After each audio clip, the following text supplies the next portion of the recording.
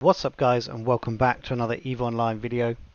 Today I just have been out doing a bit of indie and I wanted to quickly talk about some of the changes in the quite big patch that was released a couple of days ago, and particularly with a view on how they may or may not impact JSpace, and I want to get your opinions on how you think it's going to impact wormhole space, because I don't have much direct experience with, of course, the outcomes in nullsec for then how that's going to have an impact on JSpace. So I want to get a discussion going.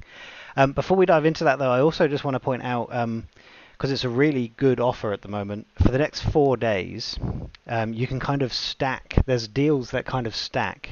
If to see what I mean, there are Plex packages at the moment where you get quite a lot of bonus Plex for free as part of the so this one, for example, it always costs 50 quid and you get 1500 Plex, but now you also get 225 Plex and 3 skins. These Mabibu exchange skins have been produced by a player called Amber. They're gorgeous. They've got moving tickers. I haven't got an example with me, but they've got moving tickers and stuff. Looks great. But yes, you can buy these packages which come with bonus Plex. So like this is obviously the best value one. You get 20% extra Plex free. But then also, once you've done that, in the NES, if you Plex now as well, they've got, let's go to services, they've got discount on the short-term services as well. So you can bet bonus Plex with your package and at the same time Plex your account for less Plex. So worth looking at. If you Plex your account, now's probably the time to do it. My courtmate worked out that if he does the big packages with the with a 24-month or 12-month subscription, he ends up with something like €6 or €7 per month game time equivalent. So worth looking at. If you do want to take advantage of that deal, please consider using my link to the Marquee Dragon store, which will be in the description, where you get 3% discount on top of all of that, which my guy also worked out meant he would get something like 3 months additionally free of game time if he goes to Marquee Dragon. Or of course you can use my creator code WAD in the EVE store when you make that purchase. 4 days left on that sale though, so get out there and do it soon if you're going to. And anyway, let's go back into the patch notes and the industry changes. So basically, we go back to here. You can see on the 18th of September, so I'm a few days behind. There's quite a big change, and then on the 20th, so yesterday, they then updated a bit that they missed. So all of this stuff is basically just fixing the small oversights they made in the previous big patch. But there's a few things I want to focus on that really impact JSpace, I believe. So I'm going to need to turn this off because I think there's a blur. Yep, there we go. Okay. So basically, adjustments to capital ship manufacturing.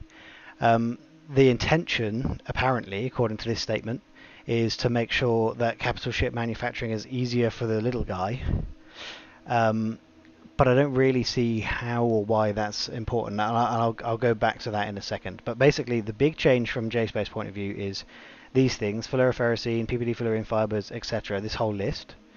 That all comes from the fullerene gas, which can only be found in wormhole space. That's the only region it exists in. That's all from wormhole gas, and it's been removed completely from capital construction components. That's a big hit. Unfortunately, I don't have any of the blueprints prior to the patch stored to actually look at exactly what the impact is, but it's quite a lot of wormhole gas consumption has been removed from the game overnight. So that's potentially a big impact on JSpace and our ability to make a bit of cash. What I will say is then down here, of course, the same items, same things are listed again, have been increased in the FTL interlinks, so that's still required for building capitals. But my understanding is the increase in this item doesn't come anywhere close to outweighing the removal in this. And then on top of that, There's a big oxygen bottleneck at the moment in the game, which is mentioned down here that CCP want to try and get rid of. But that oxygen bottleneck does also greatly benefit JSpace. It means gneiss or gneiss, however you pronounce it, the asteroid, which is heavy in oxygen, and we get quite a lot of it in JSpace, is incredibly valuable. But the oxygen changes here are going to potentially cause that market to just crash off as well. So 10% reduction in oxygen for these capital units. But then the bigger deal is down here. The T1 battleships are having their oxygen requirements halved. And the Scorpion as well. So all Tech 1 battleships are having the amount of oxygen required to produce them halved, and the amount of noxium doubled, which basically means mining in low sec is about to get a whole lot more valuable, which is potentially a positive thing, because noxium is a low sec thing. Of course, you can now get it in nullsec as well with the sovereignty upgrades, but I'm still not 100% sure how those sovereignty upgrades are working for null. I've heard a lot of mixed feedback from down there. But yes, halving the amount of oxygen, which means gneiss is going to become much less valuable. So without directly making changes to wormhole space, this looks like a pretty big nerf, in my opinion, and I'm keen to get your feedback on this, in our ability to resource harvest and sell. Worth mentioning, these items didn't used to go into capital manufacturing, I believe. A few years ago they were introduced, possibly as part of the whole scarcity thing. Those industry changes a good 3-4 years ago now. So, you know, we haven't had this forever.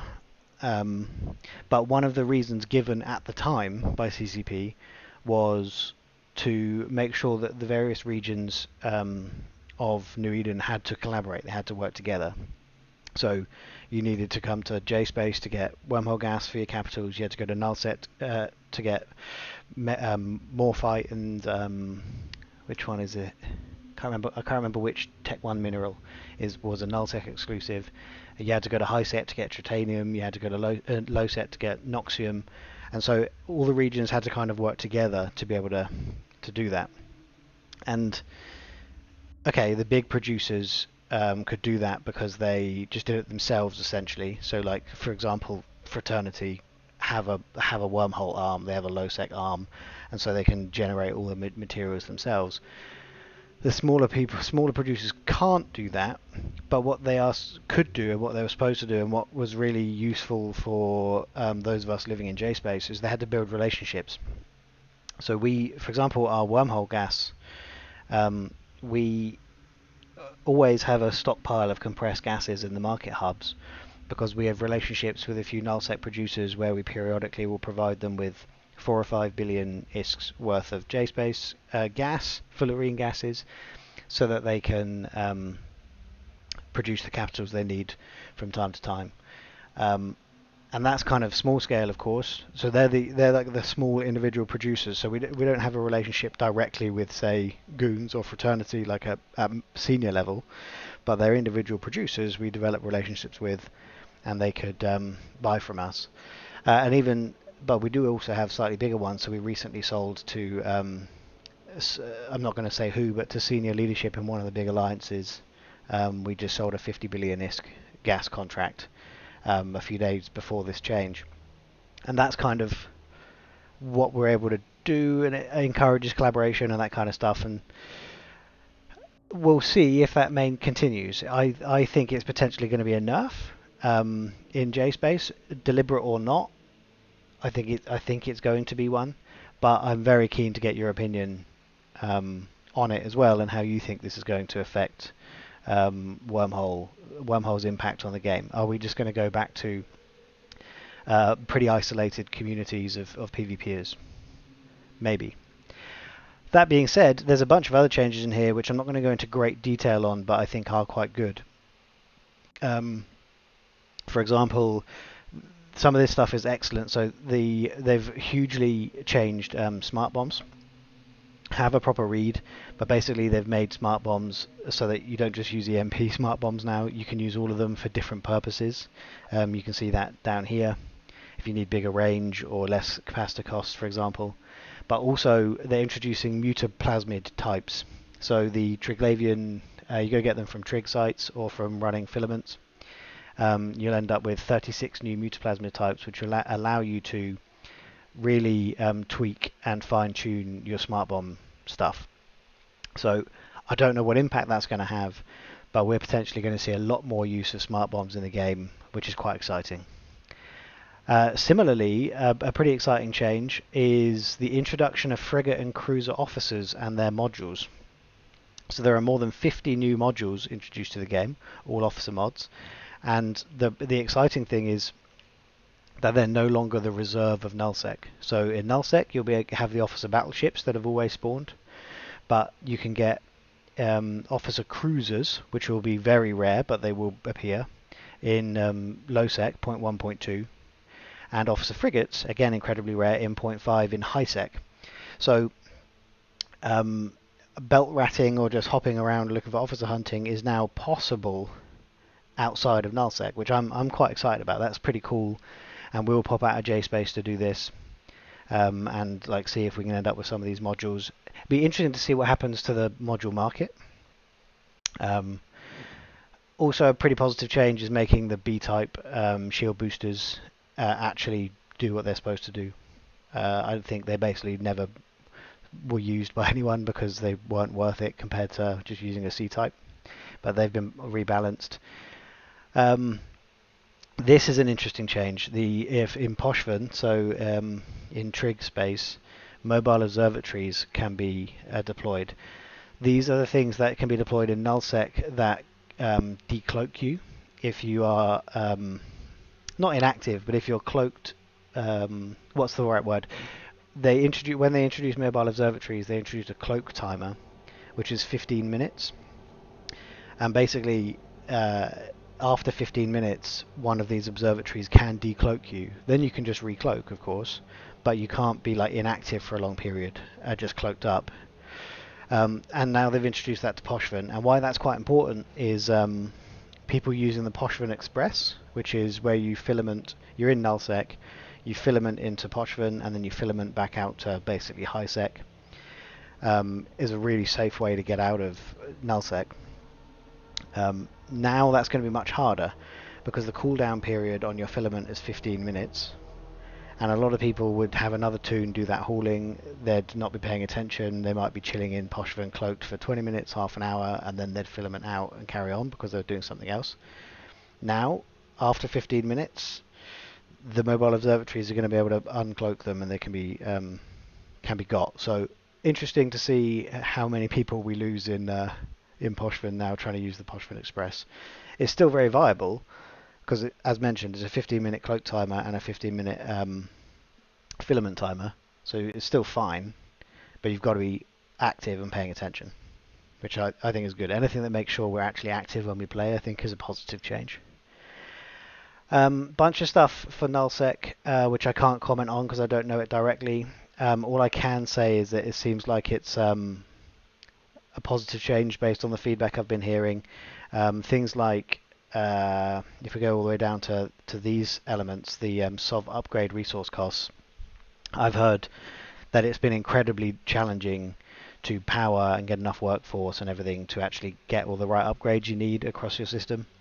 And so there have been pockets of nullsec which have ended up pretty dead because you just can't put the right facilities in there because there's not enough power and things. So there's basically been a reduction in cost of all the materials across the board. Now, power and workforce I don't care about because I don't live in nullsec, but the fun stuff that we have is magmatic gas and superionic ice, but particularly magmatic gas, and that is interesting because that's what's required to run the Metanox moon drills, which I've done a video on, anchoring and return of investment in JSpace specifically. And why this is interesting is basically this seems like a huge reduction in the amount required. So we've gone to less than 10%, So that's a more than 90% reduction for the Sino jammers. There's a what's that 80% reduction for the Sino beacons.